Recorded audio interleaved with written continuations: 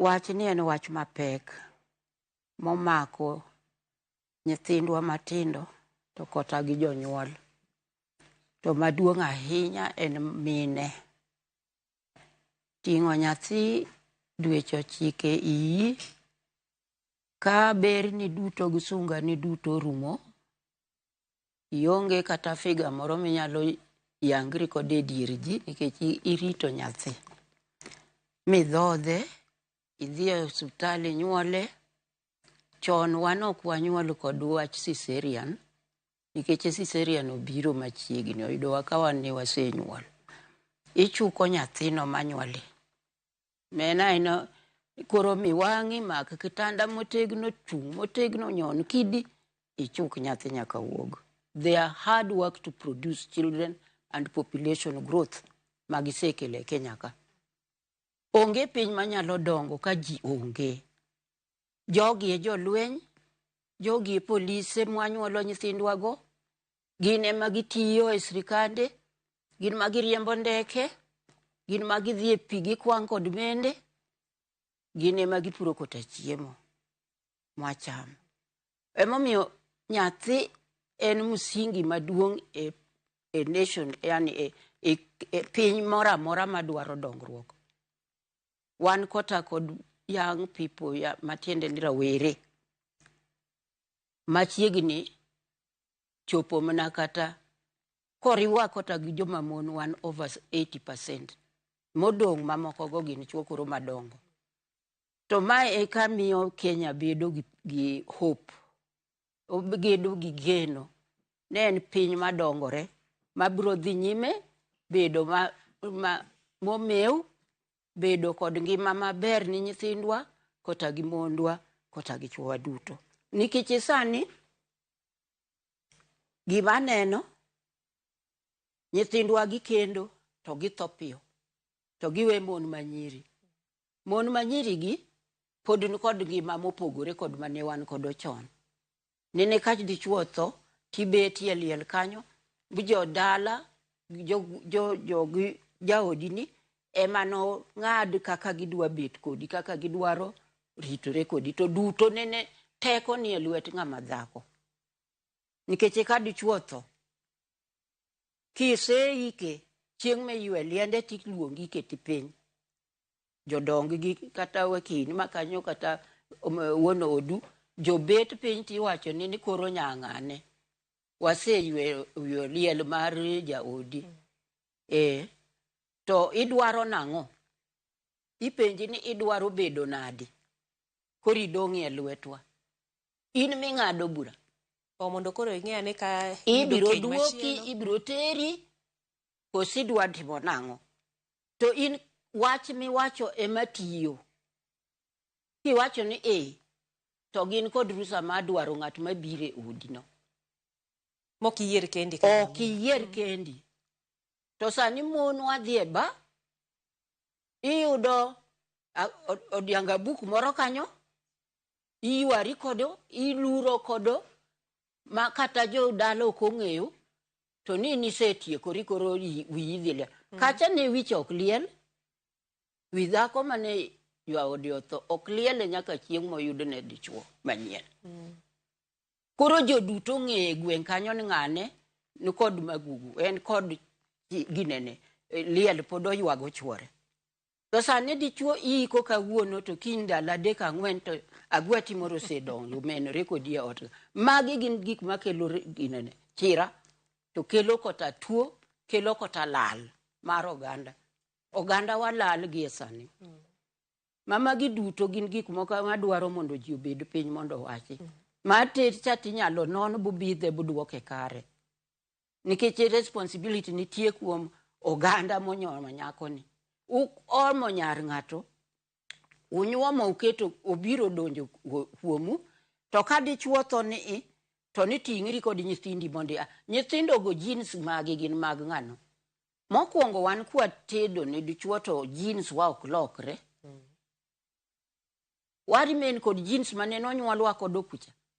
Koro nyathi mwanyuolo ni, era riw moriwo wa kod dala manyien mwadhieni. To ka koro ikona ni in koro tingri kod nyithindi duo mondo idhi, especially ka gin nyiri lilo. Nendo riembi chon. To yet, dhako tije na yudo kodhi. Kichwoyo jemo, temi kayo. Jeme miyudo.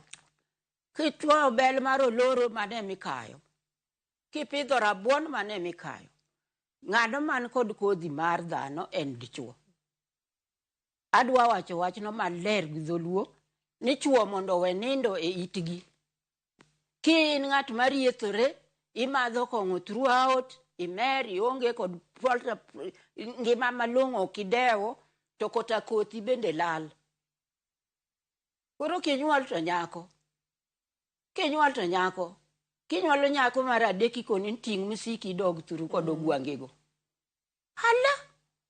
Tibiro kanyo kin nyako manimba. Mane ok ong'e dichuo. Ikoni ni ting' nyathi, idoko do thuru nikech en nyako. To thuru to ni ae kendi. Ni ae ka in nyako masilil. Ene ka kenyo kethore, to ginendo luongo biro iri buburo loye, to imiyo nyako ni thuolo mondo wachi, idwa dok. Koko dwa dok, to nitie gik moko ariyo. Achiel, kano nyuolo senyuolo nyithindo kocha, ariyo kata adek, tikwano kod dhok mang'ani nonyuomo. To kodwa dok, to oko nyalo duok ne dhiang' kata achiel. Dogo dong' rito nyithindo. Gimenegi. To kane ubet kod higni kata 5, 6 to nyuol pod onge, to emomiyo sandi, tiweye, to dhoge manochulo, manokelo ka, oisembo iduoko ne, to nitie ma ing'ado. Dher mar ok duok, dher wuoro ok duok, gi diek gang'o, gi pesa mag ayieka ok duok. Koro dhok modong' ting'adi miyo dhi odwa dhako machielo. Mane kaka nitiekogi. Medo dhok e dhwidho mano kwero. Mane na njao. Mano tich ng'at ma onge ratiro. Ka en baba ni to baba ni en mokora. Oloko kenyo hala. Oloko kenyo hala.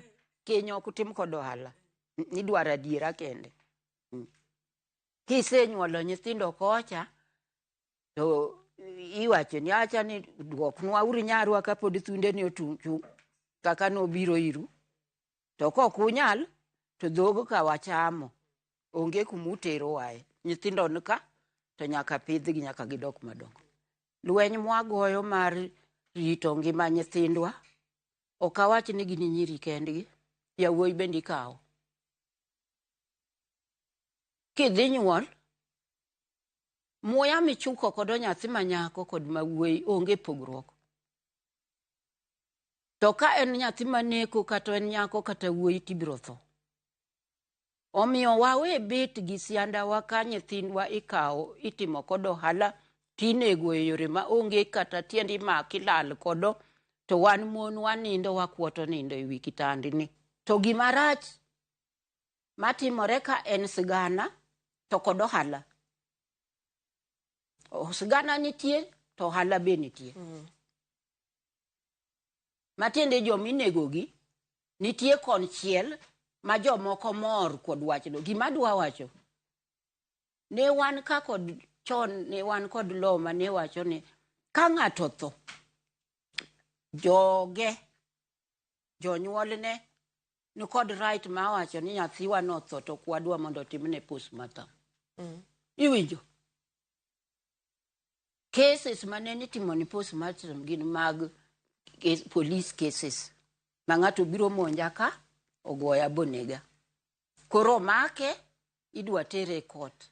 Idwaro ng'e ratiro ni en manotimo thono kusi. To ng'ato kituo,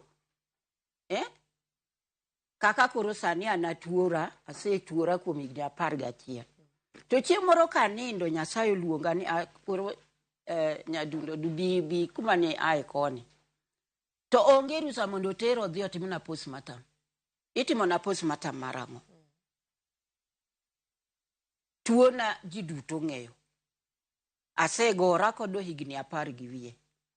To sako chopo nadhio to ok nadwa winjo ni denda oterie mochari ni idhi timni postmortem. Idhi gi yue gi kwe. Iwinjo? My son died 26 years ago. To nang'e no tuo mane monege. Abedo kode dweche 14 kat atuoye. Kotho ipenja ni udwaro mondo atim postmortem. Anto obro kelo hala manade.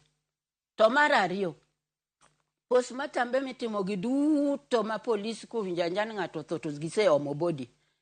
Report gitero ga kanye. Nikech machako timni ng'ati postmortem tikelo ni report manyiso ni kori nyalo dhi donjo ni ng'at manindo cause death. To ka en ng'at matuo natural, age, whatever, ma doktacho osethiedhe bochopo kama ok ginyal. Kar postmortem ne kama richo chakore e Kenya ka. Ng'amo tho e pi. Ng'amo wuok okawo tholo dhi odere. Magi ne chono gin joma teri e mochari. Motuong kuongo ng'at mane odere kata ng'at motho e pi ko IPT ikega kama noyude e buokulo. Titieko weche ne duto kanyo to mare norumo kamano. Kore kusimo ukweyo yamo marach manie i aora.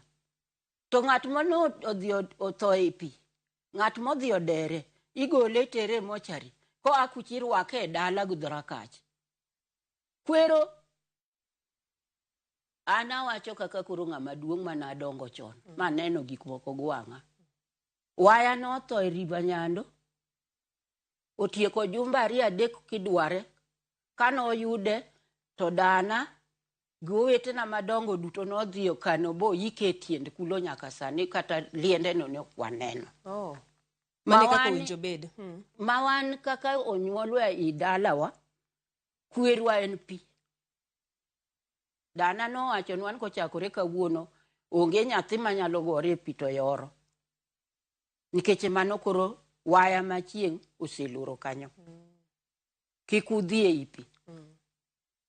To ne ok oyike dala, ka jaduong' Ondifu da, no yike tiend kulo. Kuma noweye. Kuma noweye. Kanyo gibetie nyaka giywe liel nyaka gitiek yore ne duto. To ka ji ato ji aya ji dhok tusiegi. To madhi wacho ni pon masani ma dibed ni kelo nek mag bende wawach ni omedore. Mae ngima mantiere sani wane 2025. Ang'o minyal tim? Cases mag jomonego ng'ato. Gin cases gin expediently onego gibed done away with. Onego tiekgi as quickly as possible. Mane ka gibiro sevowa. To nikech ng'ato koneko, idhi miye bond, to duogo to neko, podo continue nego jomoko. To bura idwa yware ma ena ywaruok, ma ena ywaruok.